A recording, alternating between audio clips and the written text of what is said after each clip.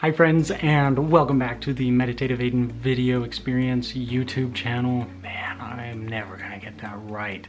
Today, I want to talk about anxiety, something a little closer to home for a lot of us, something that's a little more down to earth, less theoretical, so to speak. This is something that affects a lot of us. Maybe it affects you, and it affects all of us in some way to some extent. I want to talk about this because it's so pervasive, it's everywhere. And yeah, let's just get right into it. Usually when anxiety comes, it's kind of like if you are sitting at home as a kid, you're sitting down, you're playing with your toys, whatever. If you remember what that's like to sit there and just have your personal time playing around. For me, it was in the living room. I would just play with some Legos, or I was in the basement just reading a book or something. And suddenly I'd hear this knock on the door, and I'd be like, well, who could that be? Well, I'll just let my parents answer it.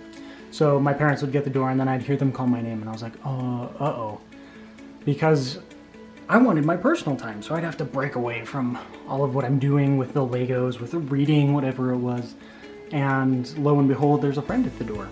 And in that moment, I would get so frustrated because I'd be like, come on, I just wanted to enjoy a few moments of personal time, of just me time.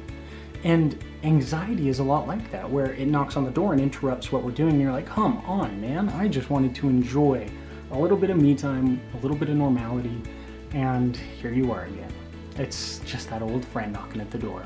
The reason that's such an apt analogy is because, anxiety comes without any warning and without any, you can't foresee it happening. You can't foresee anxiety coming. For me, this happens a lot. I feel anxiety while I'm like listening to music or something, and it might be like that for you. It just comes up randomly when you're listening to music, you're reading, you're driving, you're at work, whatever.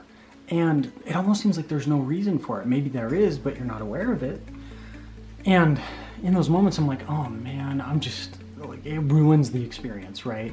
Because it's hard to pay attention to anything else when anxiety is overwhelming you. So when that feeling comes in, I usually sit down and want to write a letter to anxiety titled, "Hey anxiety, let's break up." So when anxiety comes in the moment, it kind of ruins that experience, just like the friend knocking at the door. When you're having your own time, you're enjoying the moment, and suddenly anxiety comes up, it's no fun.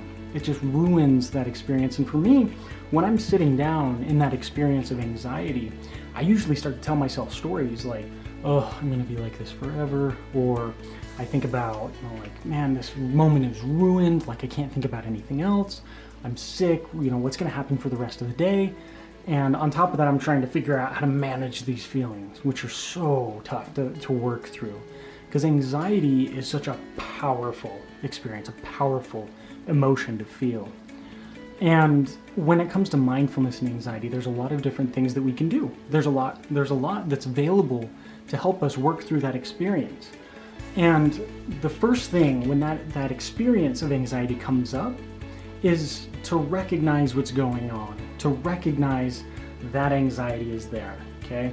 Because so often when that experience comes, I want to sit down and say, okay, well, I'm just going to try not to think about it, push it away. But as we've talked about before, when you try to push these emotions away, it doesn't change it. It just stays there and boils and festers inside of you. Then if you try to run away from it, I don't know about you, but the anxiety gets that much worse.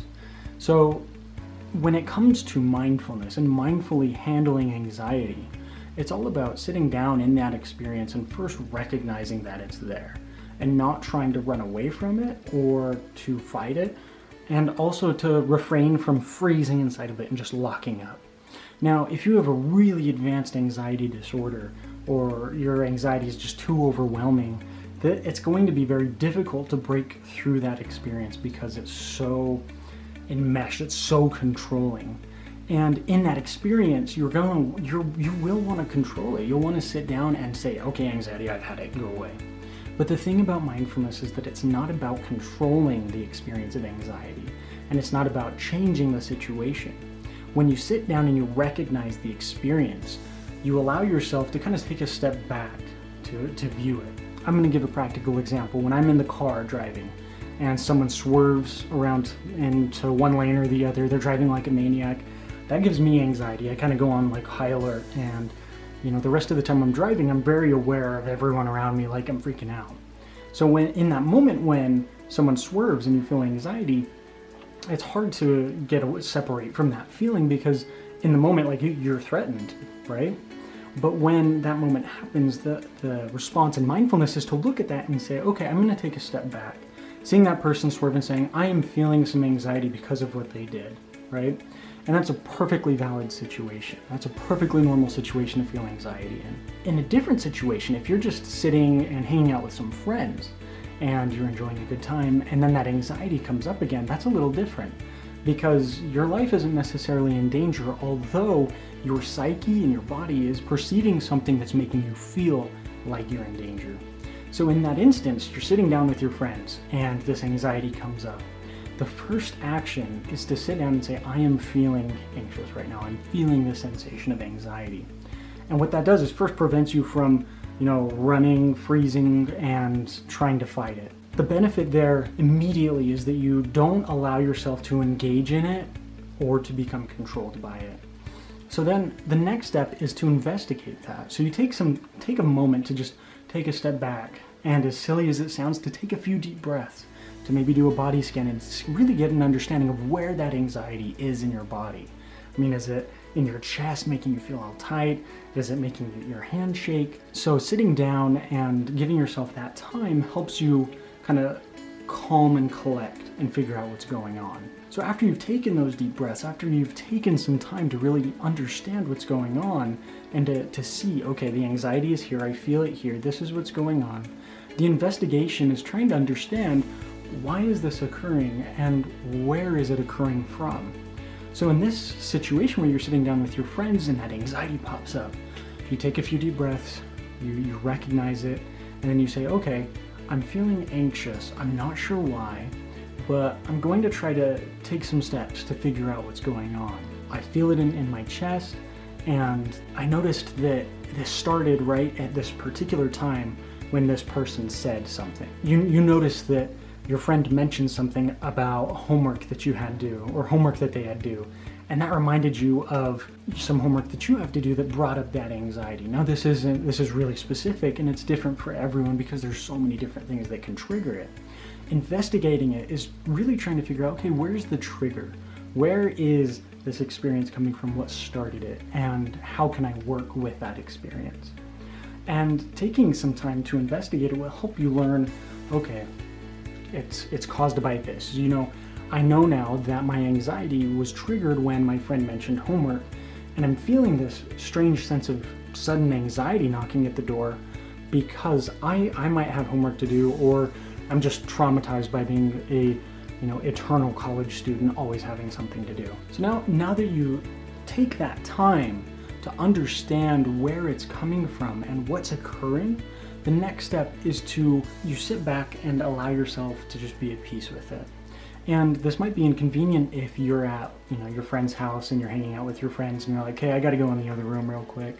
But sometimes it's really helpful to even talk to friends, or to just write something about it. Usually what I have found is that if I'm with the right people that understand what's going on, it's easiest for me to just say, hey guys, I'm gonna go use the bathroom. And I'll go sit in the bathroom, I'll take a few deep breaths, and just kind of work through that experience as it's happening. So the third part of this, you've taken time to recognize that you're feeling anxious. You've identified what you're experiencing. And in the second part, you take the time to investigate it and kind of figure out what triggered that or where it's coming from. And if there isn't a reason, that's okay, as long as you understand where it is and where it's occurring inside of you. And the third part of this is to take that experience and mindfully step back from it, to just send some compassion and some love into that experience. And as hippie as that sounds, as dumb as that sounds even, allowing yourself a moment to sit down and say, I understand I'm anxious, but it's gonna be okay. And sometimes, that when I'm anxious, that isn't the most helpful thing to hear, especially from someone else. But when you allow yourself, you give yourself permission to sit down and say, it's going to be okay. You open yourself up to the opportunity to feel a little less of the strain of that anxiety. The primary focus of this is to stop identifying with it and to stop taking that train of thought as soon as that train of thought of anxiety starts and running with it. Because like I mentioned earlier, when I feel those sensations of anxiety, if I'm hanging out with friends, I usually will label it and just say, man, this moment is ruined, I'm not feeling good, it's not gonna be okay, I don't know what's going on, and you start freaking out and go into this weird zone of just panic, kind of, as it kind of descends into panic. And, furthermore, I'll even get to a point sometimes where I'm like, man, I'm just anxious all the time. I'm an anxious person. So this third part involving anxiety and mindfulness is about taking that recognition and taking that investigation and finding that place where that anxiety is occurring and allowing yourself to, instead of involving yourself in it, you just allow yourself to let go, to stop holding on to that experience, to let it be. Because the truth is that, as you might know, when anxiety comes, it doesn't last forever. And if it did, the human race wouldn't exist, because if anxiety never stopped, if emotions never stopped, there would be no way for us to progress as a race. Recognizing that anxiety must come and go, it has a start, it has a finish, and allowing yourself to remember that, to say, I recognize I'm feeling this, and I'm just going to sit back, I'm going to let go and allow it to run its course, allows you the opportunity to free yourself from that entanglement. Now, there are a lot of different tips and tools and tricks and techniques that you can use specifically for anxiety, which I want to cover later on as we move through, but I wanted to give you this video as kind of an idea of how anxiety and mindfulness work. And specifically, I wanted to make sure that I was giving you something that's reliable, that's factual. So I went and did a little research, and I read a bunch of articles, and I cited a few of them on the blog post of this. And one of those articles particularly said that, so what they did is they took people who were experiencing anxiety and they had them take this little test at the very beginning to see what level of anxiety they were experiencing. And then they gave them a mindfulness course that I believe lasted 8 weeks. And then at the very end of that, they had them take another test to see where their anxiety was. And where their anxiety was higher before, you can kind of expect it was lower after. So initially the study showed, this mindfulness obviously works, but how does it work? What happens that allows mindfulness to kind of calm the surges of anxiety? So another really important research article that I read said that one of the primary ways it does this is through altering the way your body's functioning. So typically when you feel anxiety, you're engaging the fight or flight response in your body. And that's really not a good thing when you're not actually trying to run or protect yourself from something. And in our case, it's a little maladaptive. A bear doesn't sit around a bunch of other bears and get anxious just because it's with bears. Whereas humans, we tend to, even if we're sitting in a group, we'll randomly get this anxiety. When you feel anxiety, your heart rate goes up, your palm sweat goes up, you kind of lose focus, your blood pressure increases, and all of these different things. In a similar study, they had people before and after. And in the before group, they were experiencing anxiety, they rated it, took some measurements of their heart rate, their blood pressure, their palm sweat and things like that. And then they gave them this mindfulness training, and afterwards they measured a similar anxious response to some kind of stimuli. And what happened is they found that people with these mindfulness techniques, when they experience something anxious or they experience those anxious sensations, their heart rate didn't go as high as it did before, their blood pressure didn't go as high as before, their palm sweat didn't go as severe as before, and all of that shows that this mindfulness practice helped alleviate that surge of anxiety and kind of curb it down a little bit.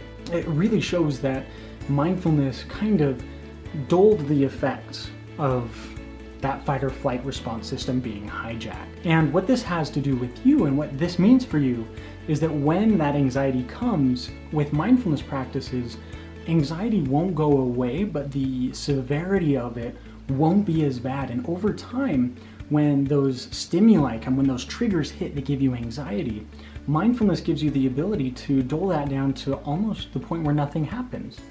And the reason that I say that is because you can take your experience and instead of just kind of letting it go as it is, you learn how to investigate these responses and change the way that you experience them.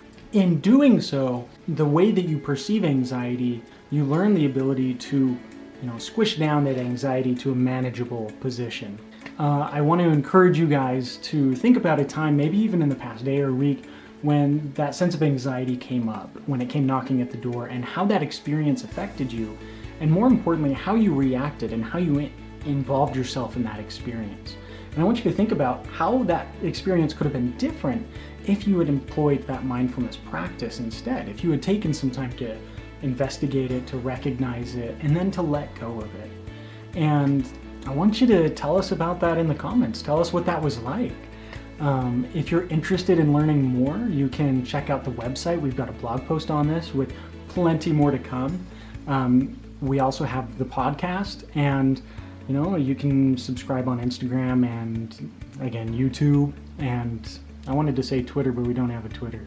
Facebook, for all of the different advice and snippets that we'll have about this in particular. That pretty much wraps it up. Thanks so much for joining me today, and I hope that you learned something from this video. If there's something that you feel like I missed, I could have done better, if there's something you're curious about, any questions, please feel free to ask, and I'll do my best to cover those topics and those questions. Thanks, guys, and have a wonderful day.